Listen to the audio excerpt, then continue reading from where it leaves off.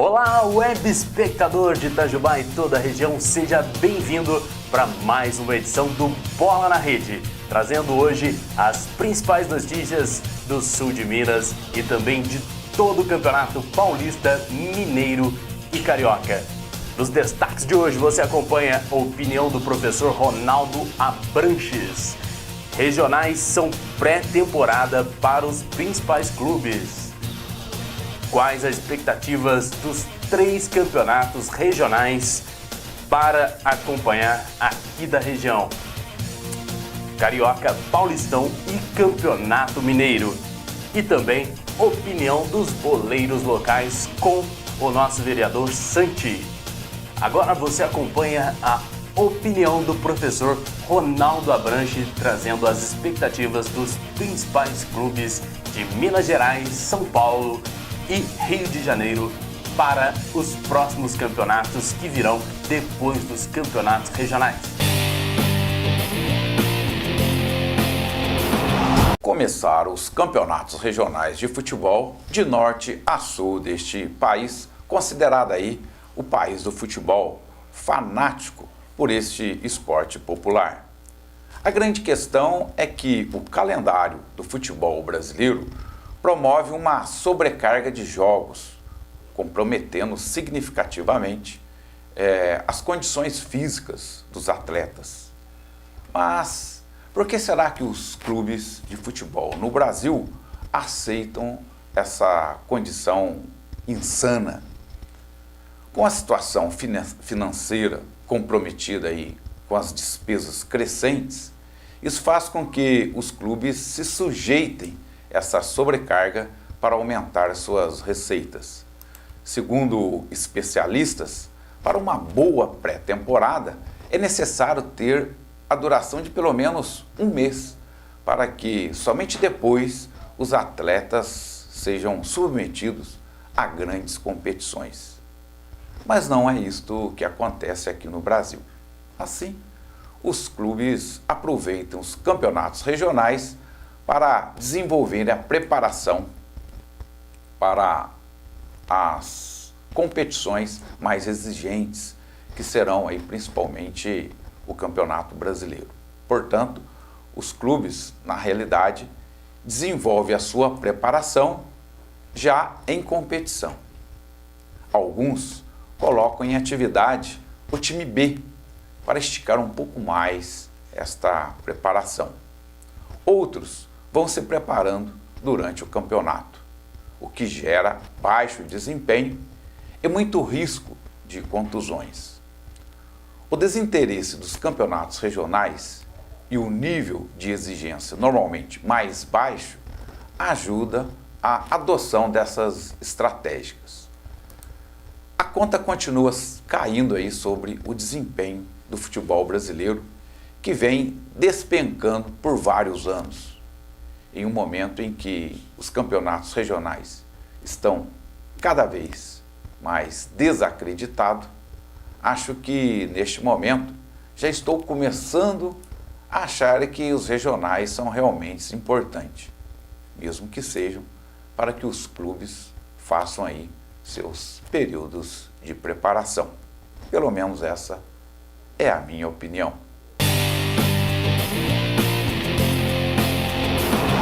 Olá, web espectador, bem-vindo ao segundo bloco do Bola na Rede pela TV Itajubá, onde você vai acompanhar as principais perspectivas dos times do Campeonato Paulista, Campeonato Carioca e também do Campeonato Mineiro. Vamos fazer aquele debate trazendo o que esperamos dos principais times. Com vocês, Ronaldo Abranches, na opinião. Moisés, que bom estar aqui agora, né, fazendo aí os comentários. E o campeonato regional, né, conforme aí na minha opinião, existe uma discussão, um debate muito grande, principalmente nos últimos anos. Sim. Alguns defendem a eliminação, que em função do calendário do futebol brasileiro ser tão apertado, a sobrecarga tão grande, existe alguns que defendem a extinção do campeonato regional. E outros, como eu, Acho que precisa ter o campeonato regional, porque senão você simplesmente elimina vários clubes que dependem do campeonato regional. Sim. Os pequenos clubes dependem aí desses campeonatos regionais, é o momento desses clubes conseguir sobreviver. Então, eu vejo que não é por aí a gente eliminar, até porque tem as grandes rivalidades, né? Por que existe a rivalidade tão grande entre Palmeiras e Corinthians, Flamengo e Vasco, Atlético e Cruzeiro? São exatamente a origem do campeonato regional. Porém, a fórmula de disputa realmente precisa mudar. Porque para o grande clube, o clube de elite, que disputa aí Campeonato Brasileiro, Copa do Brasil, Libertadores, tantos clubes, por isso a grande sobrecarga, a gente sabe que o campeonato regional também ele é deficitário para esses clubes. E dá acesso principalmente também para o campeonato Série D, Brasileirão Série D. Sim, sim. Então, eu defendo que precisa manter os campeonatos regionais, porém a fórmula de disputa precisa mudar. Os clubes grandes vão entrar somente no final. E aí deixa os clubes pequenos, né, disputando entre si. Os melhores vão depois disputar com os grandes. Para que o calendário dos grandes clubes, que é o grande problema, né, a sobrecarga está exatamente nos clubes de elite, isso seja reduzido aí o lead time, né, o cronograma, a agenda desses clubes. Bom, mas está aí, né, continua, e aí existe uma questão política que mantém, né, os campeonatos regionais da forma que está. Por quê? Quem mantém a diretoria das federações, né, aí serve para todos os estados, são os clubes pequenos. Sim. Porque eles são na maioria, e como eles dependem, né, do campeonato regional, existe aí, na verdade, um certo comprometimento entre a diretoria das federações e os clubes pequenos, que são a maioria. Então, nesse aspecto, os clubes grandes perdem, e aí mantém isso, né? Então, precisa realmente, talvez, ter uma intervenção aí da própria CBF para regulamentar isso. Mas a verdade é que, nesse momento, o que movimenta o futebol no Brasil é exatamente os clubes, os campeonatos regionais. E aí vamos aqui estar discutindo os 3 campeonatos que realmente o sul de Minas tem uma característica, né, que muitas pessoas não entendem. Pô, mas você é mineiro, por que você torce para o Flamengo? Né? Você é mineiro, por que você torce para o Palmeiras? É porque é uma questão mesmo, né? É um fenômeno social que é de origem, ou seja, o sistema de comunicação influenciou muito nessa característica do sul de Minas. Por quê? A televisão que pegava aqui na região era TV Tupi. TV Tupi, passava do Rio de Janeiro. Sim. A Rádio Tupi, Rádio Globo, rádios, né, fortes, que pegam muito bem aqui no sul de Minas, é do Rio. Então essa é a grande influência do futebol carioca. O futebol paulista é muito, em questão de localização, nós somos muito mais próximos de São Paulo do que de Belo Horizonte. Sim. Então está aí a explicação, né, desse fenômeno social. Por que aqui no sul de Minas nós temos, na realidade, torcedores de clubes de São Paulo, de clubes do Rio e de clubes de Minas.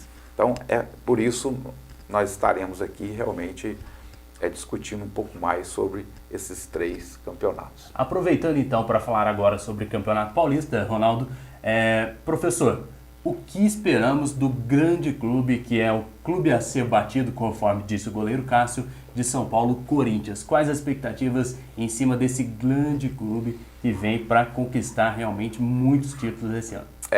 Primeiro, só lembrando aí, né, o torcedor, que o Campeonato Paulista, a estrutura do campeonato são 4 chaves de 4 clubes cada chave, então, ou seja, 16 clubes disputando. Em cada chave estarão sendo classificados 2 clubes. E aí fica aquela quadrangular, né, em que o primeiro vai disputar, né, são 16, vamos classificar 2 clubes de cada chave, então estarão 8 clubes. O primeiro jogando contra o 8º, o segundo contra o 7º, né, para aí sair aí os 4 clubes que estarão disputando. Essa é a forma do Campeonato Paulista, que é a mesma dos anos anteriores. Agora você me perguntou em relação ao Corinthians. Existe realmente uma expectativa em relação ao Corinthians. Mas por que essa expectativa? Sendo que de contratação mesmo, só teve o Luan do Grêmio. É uma ótima contratação, mas é um jogador para mudar uma estrutura. Por que essa expectativa em relação ao time do Corinthians, já que ele foi extremamente criticado o ano passado, e com razão, porque o Corinthians demonstrou um péssimo futebol. Um futebol de retranca, um futebol pela grandeza do Corinthians, jogando por uma bola, né, tentando jogar sempre no contra-ataque. Então deixou muito a desejar. E esse ano, exatamente é o que está mudando. Ao mudar de técnico, e aí, né, vem a questão estratégica, né? A filosofia do Thiago Nunes. A diretoria parou, analisou o que a gente precisa mudar, o que o time do Corinthians precisa mudar em termos táticos, técnicos, e aí sim decidiu qual técnico deveria dirigir o time do Corinthians. E foi buscar exatamente um técnico com esse perfil, um técnico que é mais audacioso, que estrutura seu time para jogar mais avançado, para jogar mais, aproveitando mais a base. Então, a grande expectativa do Corinthians é essa. E a gente logo nos primeiros jogos, e aí a gente fala, né, pré-temporada, a gente não pode exigir, a gente não pode... O que está acontecendo agora, nesse momento, né, em todos os clubes, a gente não pode dizer que é isso aí que vai ficar. Por quê? Eles estão se preparando. O tempo é muito curto em função do calendário do futebol brasileiro. Mas a gente fica muito claro quando se olha o time do Corinthians hoje, totalmente diferente daquele time do ano passado. Um time que realmente, uma boa transição, né, jogando para frente, um futebol mais vistoso, que é o que todo mundo deseja. Então, tri, né, do Paulista, agora busca o tetra, com essa filosofia nova de jogo do Thiago Nunes, porém dá aquele boom no Paulistão e deixa a desejar no Campeonato Brasileiro no decorrer do ano. Vamos ver o que vai trazer, né? Exatamente. É o que a gente colocou aí, né, na crônica. O Campeonato Regional, ele hoje está servindo muito para que o time vá ajustando, né, o time exatamente para as grandes competições, e aí que são o Campeonato Brasileiro, Copa do Brasil, Libertadores da América. E o Corinthians realmente está gerando expectativas boas, positivas. E o querido Palmeiras agora com o técnico Vanderlei Luxemburgo, que trouxe ele lá do Vasco, deixou o Rabelão lá no Vasco agora.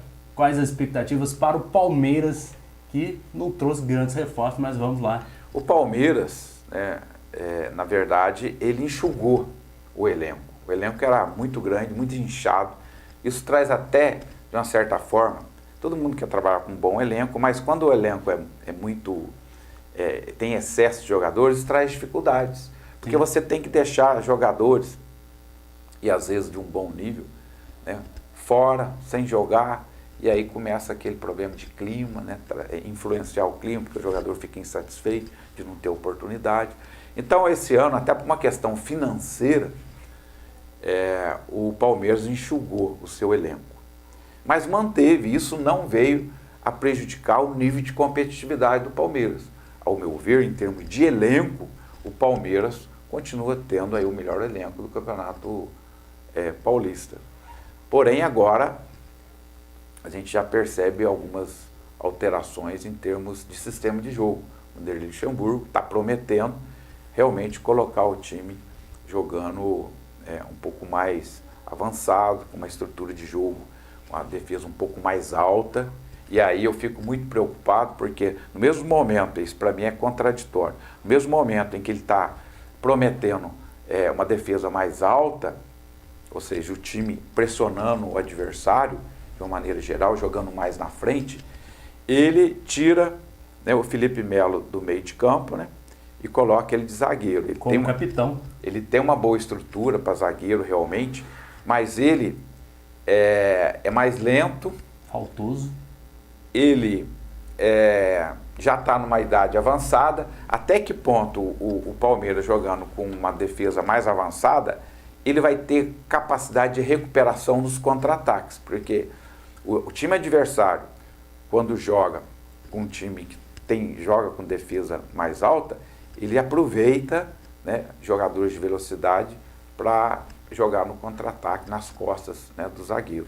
E aí tem a preocupação em relação ao Felipe Melo, até que ponto realmente ele vai ter um bom desempenho em relação a isso. Professor, nessa mudança de jogo que o Vanderlei propõe, a carga cai sobre os volantes, né? Sobre o Gabriel Menino. Que tem que dar cobertura. E sobre o Ramírez. Gabriel Menino, um volante muito bom de 19 anos, com certeza vai ser um dos destaques do campeonato, mas ele deixa aquela carga sobre um menino de 19 anos e o Ramírez, que foi aquele nome contratado, teve uma grande passagem pelo Cruzeiro, depois pela seleção também, mas vamos ver o que o Luxemburgo prepara aí, né? Então, o Ramírez ainda é uma interrogação, porque todo mundo conhece o potencial, o grande jogador que é, mas ao chegar ele ainda não se adaptou, teve problema de contusão, e a gente espera que ele realmente venha a desempenhar aquele bom futebol. No jogo agora, dessa semana, a gente já viu um avanço, então a expectativa é grande. E aí vai depender muito do Vanderlei realmente ajudando esse jogador a encontrar aí realmente o seu melhor futebol. Partindo agora para o Santos, que está de técnico novo, deixou a Argentina de lado com o Sampaoli, trouxe o português Jesualdo. Tá na moda, né? O português está na moda lá no Rio e veio para agregar na Vila Belmiro.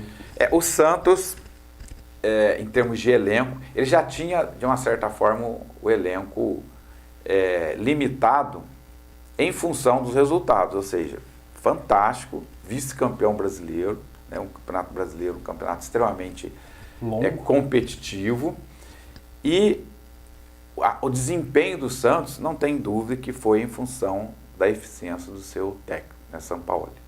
Agora o Santos perdeu alguns jogadores importantes, Gustavo Henrique é um deles, que foi para o Flamengo. Ou seja, o time limitado. O Santos, Vanderlei. O Santos vai depender realmente do bom desempenho do técnico, para ele ter uma performance como em 2019, porque ele não teve grandes reforços aí no elenco. Ele vai ter que realmente, o técnico, ter aí boas estratégias para conseguir fazer um bom desempenho. No Campeonato Paulista, eu acho que o Santos ele entra para disputar título. A carga fica ali sobre o Soteldo, né, que é um ótimo jogador, também sobre o Arthur, que vem retornando de um empréstimo da Chapecoense. São jogadores que realmente vêm para agregar.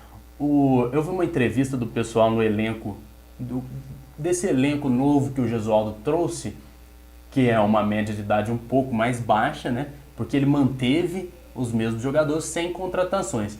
Mas o pessoal elogiando por quê? Porque consegue fazer a pré-temporada dentro do clube, sim, trabalhar de manhã e descansar em casa, né?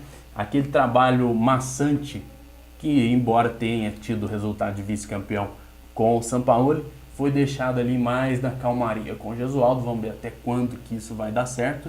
E também o ponto-chave agora que o Jesualdo trouxe para a presidência do Santos, que está sobre equilíbrio de contas, vamos trazer as peças novas, mas com calma, esperar para ver quais as melhores ofertas e aquele sistema de troca. Realmente, esperamos bastante do Santos. A situação do Santos, a situação financeira, né, não requer aí, não dá para o torcedor ficar esperando aí grandes contratações. A comparação entre os técnicos é inevitável, né? Principalmente em função aí do destaque, né, do Sampaoli. O ano passado, mesma coisa. O técnico que entrar no Flamengo para substituir o Jorge Jesus, quando isso acontecer, também vai ser inevitável, exatamente em função do bom desempenho que esses técnicos tiveram.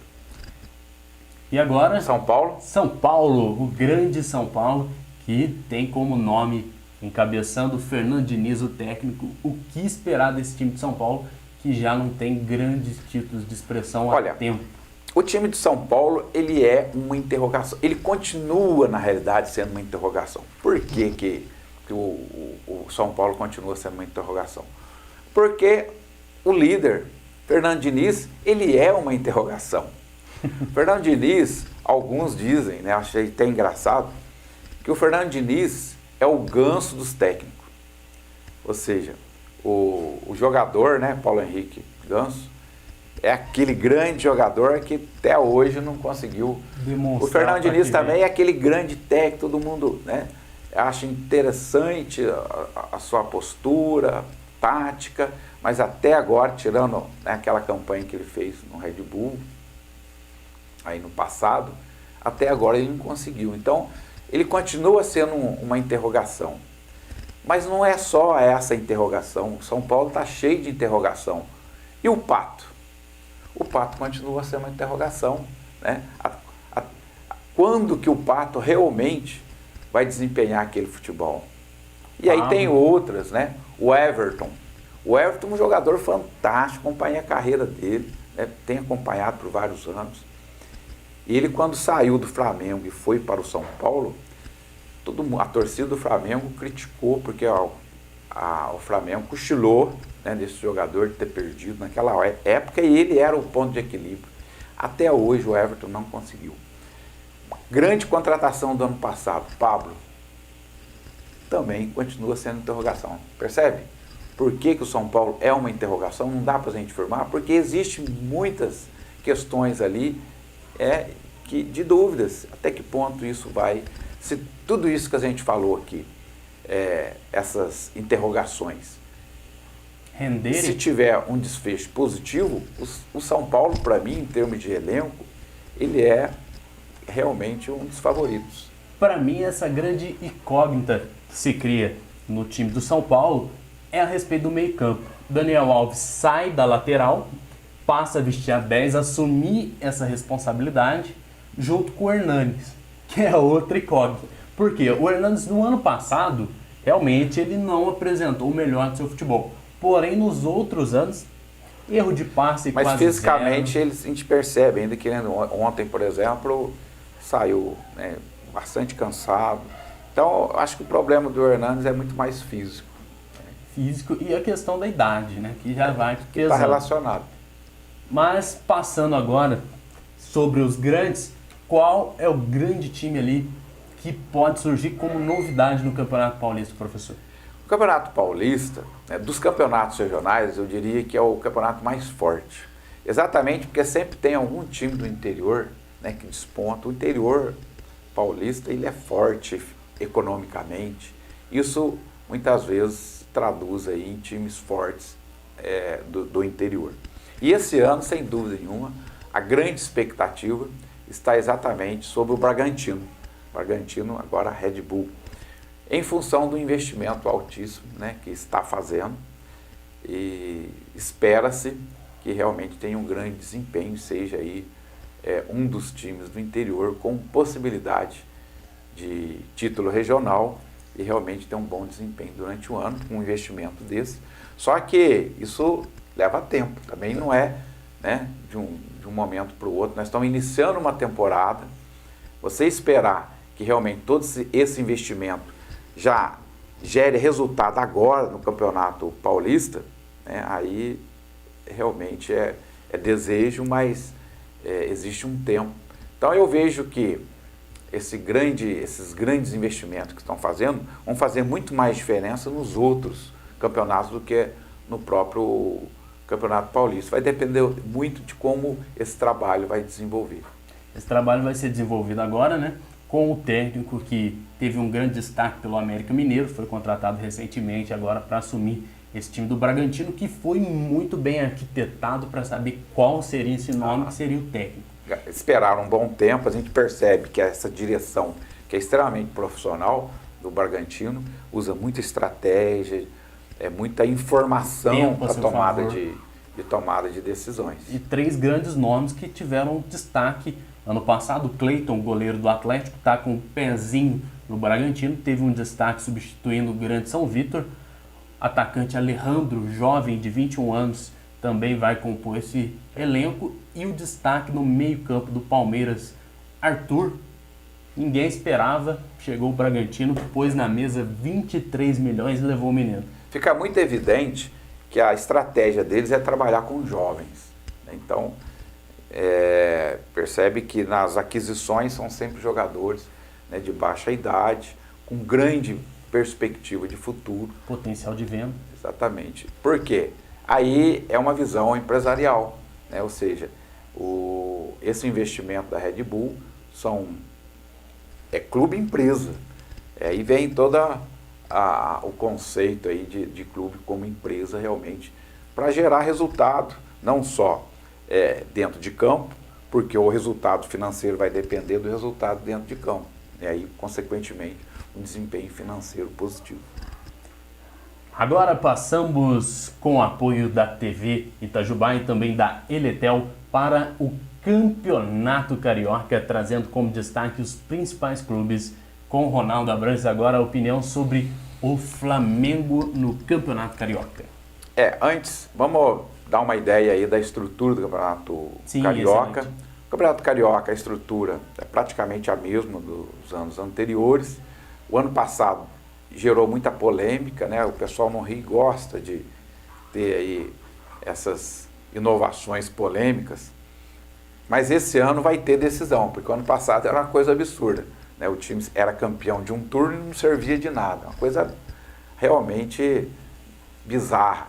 Mas esse ano simplificou, ou seja, Taça Guanabara, 2 chaves, em cada chave classificam 2 clubes para disputar, fazer o cruzamento na quadrangular.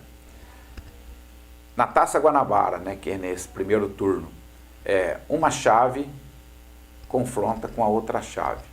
Depois, o segundo turno, que é a Taça Rio, mesmo modo, só que eles disputam entre si. Então, saindo os 2 campeão, né, de cada turno para a decisão. Houve muita discussão em termos de... E se o mesmo time que for campeão do primeiro turno, for Também campeão do segundo, ele já é automaticamente campeão? Durante alguns anos isso aconteceu. Não, a Federação Carioca não abriu mão de ter a decisão. Então, se caso aconteça isso, será um outro clube com a melhor campanha. Igual aconteceu com o Bangu no ano passado. Sim. O Bangu, lembrando que teve um grande desempenho, né, no passado. Esse ano parece que não vai ter aí o mesmo desempenho do ano passado. Mas você falou em relação ao Flamengo. O Flamengo no Campeonato Carioca, pelo menos agora na Taça Guanabara, é o Sub-20, que mesmo assim está sendo competitivo, ou seja, 3 jogos, empatou 1 com o Macaé e ganhou os 2 jogos, contra o Botafogo, que foi o clássico. Vai ter o próximo clássico agora, o próximo jogo contra o Fluminense, mas em 3 jogos, empatou 1, ganhou 2, ou seja, é líder da sua chave. Aquele jogo 1-0 contra o Vasco foi amistoso, né? Isso, né? O Sub-20, Sub-20. Isso, aquilo é outro campeonato, né? O Flamengo ganhou de 1-0, exatamente. Empatou com o Macaé, ganhou de 1-0 do Vasco, tem razão. E que ele está disputando com o Botafogo na mesma chave, mas os chaves se cruzam, né? E agora vai ter o segundo clássico contra o Fluminense. Então, os profissionais estão representando essa semana, né? Estão se apresentando para a temporada. Então, ou seja, se fosse com o time principal, o Flamengo é em outro patamar, né? Como diz Bruno Henrique. E agora a expectativa que se cria é em relação a manter os nomes, né? Jorge Jesus fica. Até maio é garantido. Bruno Henrique. Bruno Henrique, o Flamengo praticamente, o contrato está pronto, falta assinatura de uma renovação. Embora o contrato dele vença só em 2021, o Flamengo, exatamente para se resguardar, está fazendo um novo contrato para melhorar o salário do Bruno Henrique. Quando o Flamengo trouxe ele do Santos, o valor, né, aumentou muito o valor do passe dele. Então foi para um preço realmente, em função do desempenho dele, o valor não foi alto. E o salário dele também não é um salário tão alto conforme é do plantel do Flamengo hoje. Então, o que o Flamengo está fazendo? Um novo contrato, colocando o salário dele de ponta, como os grandes jogadores, para segurar, porque ele realmente foi o grande destaque aí de 2019. Ao lado do Gabigol, fica? O Gabigol, que tudo indica que sim. A grande questão do Gabigol é que ele esperava realmente uma proposta de um grande clube da Europa, que não aconteceu. E aí vai acabar ficando. Parece já tem uma reunião marcada para hoje, segunda-feira, dia 27, lá na Itália. Os representantes tanto do Flamengo, tal como do Inter de Milão, já estão reunidos para dar um desfecho até quarta-feira sobre esse caso. É impressionante como, nesse momento, o Flamengo está fazendo dinheiro.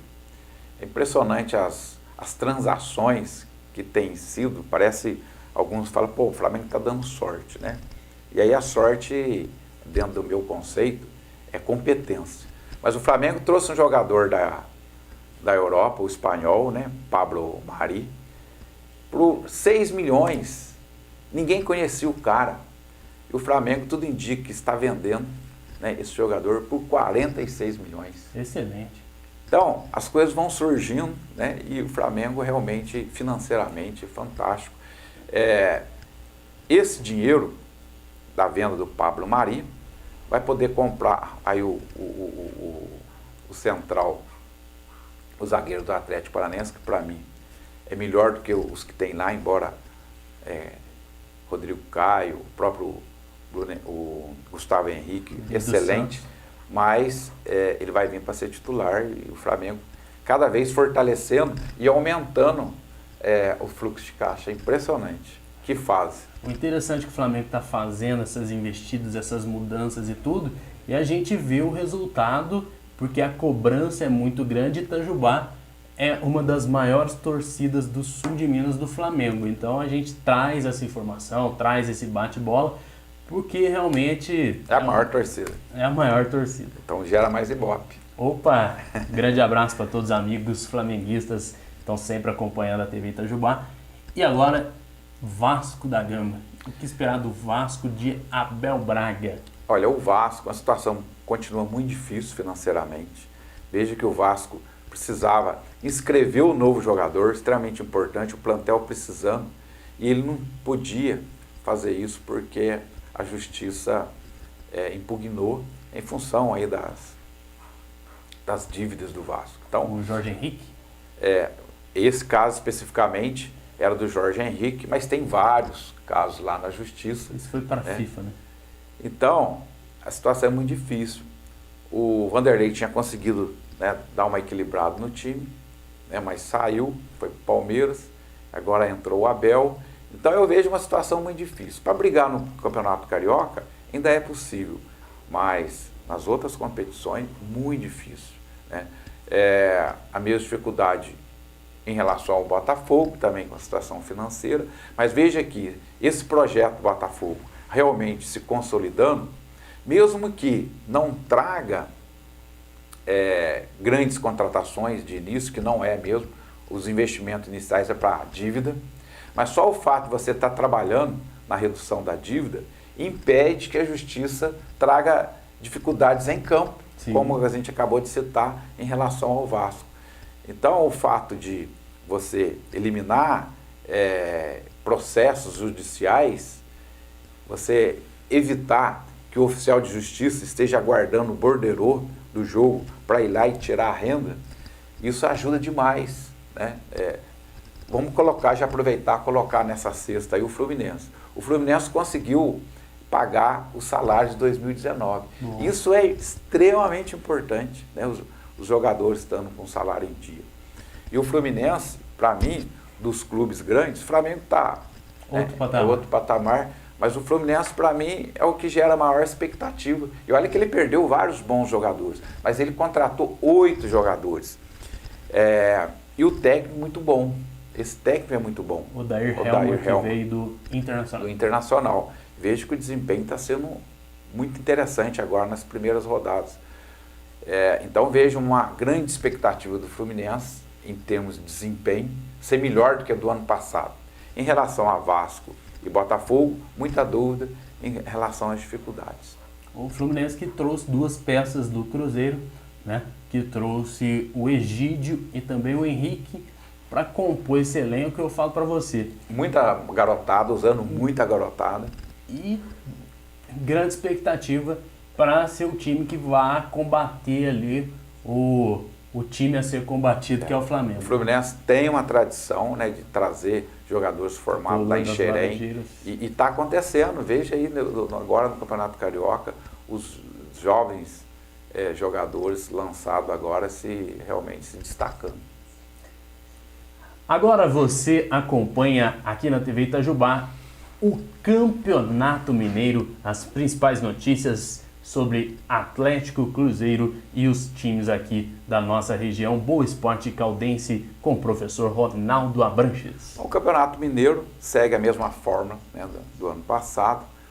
É uma chave de 12 clubes em que classificam 4, né, para fazer aí a quadrangular. Primeiro e quarto, segundo e terceiro. Isso, exatamente, fazendo o cruzamento. E aí, a gente pergunta que a gente faz todo ano na brincadeira: nossa, que difícil, quem será que vai para a decisão do Campeonato Mineiro? Né? Porque, infelizmente, o Campeonato Mineiro sempre, dificilmente, de vez em quando o América, né, entra. Tivemos aí o Caldense se despontando, mas acaba saindo mesmo entre Cruzeiro e Atlético. Eu vejo a diferença muito grande dos dois, né, elencos, porque o Cruzeiro, uma renovação completa, tirando todos os jogadores, definindo um teto de 150 mil. Né? Muitos jogadores acionando o time na justiça. Grande maioria, então tudo isso vai vir a conta para pagar, não tem como. Então o time do Cruzeiro, para o Campeonato Mineiro, é um time que vai tentar fazer frente ao Atlético. Para a Série B do Campeonato Brasileiro, que não é fácil, né, é a grande questão. Até que ponto o Cruzeiro vai ter força realmente para, no primeiro ano, já voltar para a primeira divisão. O Atlético reduziu a faixa etária, ou seja, diminuiu. O Atlético tinha alguns jogadores com uma idade mais avançada, então isso dificultou um pouco na temporada 2019. Agora ele está trazendo um time um pouco mais jovem, fez mudanças, né, no time, está com um técnico novo, né, o colombiano. Venezuelano, Rafael Venezuelano, né? Então, as expectativas do Atlético, aí a gente analisa sempre em relação ao passado, eu vejo como positivas, né? O que não acontece com o Cruzeiro, eu vejo o Atlético com possibilidade de ter um melhor desempenho esse ano. Vou puxar a sardinha aqui um pouquinho para o lado de Minas, porque a gente sabe também que aqui temos o Itagalo, temos o pessoal da torcida do Cruzeiro, nosso amigo vereador Santi Cruzeirense. Vou falar um pouquinho sobre as contratações. O que acontece? O Cruzeiro perdeu peças-chave. Fred já acertou, o Cruzeiro liberou ele para procurar um outro clube. Thiago Neves está com um pezinho, muitos dizem, né, para ser técnico do Grêmio. Thiago Neves, o Renato quer levar ele todo Egídio, tá quase no Grêmio, deu uma entrevista agora ontem pro Casagrande, tá quase no Grêmio, junto com o Diego Souza, né? Falando um pouquinho do futebol gaúcho. Aí veja que a média de idade do time do Grêmio começa a aumentar bastante lá. Aí fica, já que põe o Renato Gaúcho para jogar junto com os meninos. Agora, diga-se, né, de passagem, que o Renato Gaúcho tem essa característica de recuperar jogadores que de repente no mercado não está lá. Sim. Né? Então, fez com o Léo Moura, com o Douglas. Né? Mas o que acontece? Como que o Cruzeiro vai conseguir sair dessa situação? O time tinha o apoio do Pedrinho de Supermercados BH, agora vive nessa crise política e muitos jogadores acionando a justiça. O Cruzeiro precisa fazer o que o técnico Adilson Batista fez já no primeiro jogo, usar a base, porque um orçamento que sai de 350 milhões reduz para o da Série B, que cai para 80 milhões, fica difícil. Dizem que tem uma ala da diretoria do Cruzeiro que pensou em declarar a falência do time para jogar para a Série D e fazer aquela reestruturação, igual aconteceu com a Portuguesa. Já por outro lado, quando a gente trata do Atlético, o Atlético trouxe um técnico que propõe o jogo, com um time avançado, Rafael Dudamel, trouxe peças chaves, o volante que veio do Fluminense e pertencia ao Liverpool, comprado agora pelo Atlético, Alan, jogou muito bem as partidas. Mailton, lateral, que veio para dar um fim no Patrick, graças a Deus, né? E agora trazendo Guilherme Arana, que tem 22 anos, para substituir o Fábio Santos. O time vem enxugando bastante. Dylan Boleiro, 18 anos, colombiano. O Atlético é o time ali que, embora eu seja atleticano, eu falo pelo valor de orçamento. O Atlético com orçamento na casa de 400 milhões esse ano, e o Cruzeiro com 80. Te pergunto, professor, é obrigação ganhar o Mineiro? Com essa diferença de orçamento? É obrigação ganhar. É igual a gente falava do Flamengo, né? Então não tem como, né? Futebol, a gente sabe que é dinheiro. Tudo acontece, né? Tudo pode acontecer, mas tem obrigação sim, tem o melhor elenco. O Atlético não pode deixar fugir esse título esse ano, não tem como. E o Cruzeiro, a situação é muito difícil quando a gente fala mesmo a médio prazo, porque vai ter que pagar a conta. Isso aí que está vindo há vários anos, exatamente agora a receita cai muito na segunda divisão em relação à televisão. O contrato é novo, né? A televisão foi mudado, então quem está na segunda divisão cai demais a receita. Participação de TV. Então, olha, a gente precisa realmente um grupo ali, né, uma inteligência para fazer a gestão e conseguir passar por esse momento. Tem agora um novo programa de sócio-torcedor, mas eu vou puxar agora para os times daqui da região. O Boa Esporte, que no ano passado foi o campeão do interior, né, manteve a base lá com o técnico Nedo Xavier do time que disputou a Série C. Então é um time que vem forte aqui dentre os times da região.